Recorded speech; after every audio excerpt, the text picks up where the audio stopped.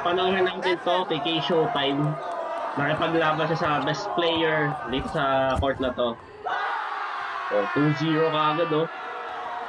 Nakapaa dito si kuya mo. Oh. Pag ano talaga, kahit nakapaa talaga no, pag Pinoy, maglalaro talaga ng basketball.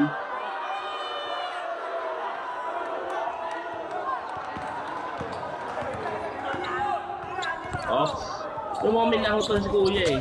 Yung nakapaa. Ops. Ops. Tumira. Boom, wala. Okay, change showtime naman. Oh! Foul. Oops! Oh, binobomba ni Kabayan, oh. Oops! Whoa! 4-0! Grabe, 4-0! Ang galing ni Kabayan.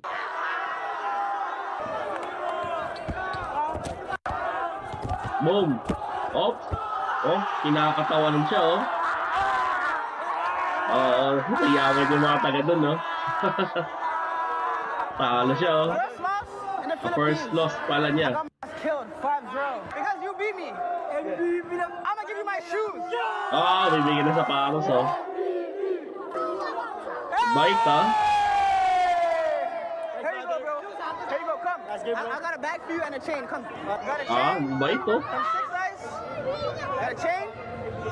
And you get this bag, bro. Oh, ang galing, oh. You gotta do this, number 1. Bait, oh. Yeah. Galing ni Kabayan. Congrats. Good job, bro. Sinala si K Showtime. You don't want that rematch.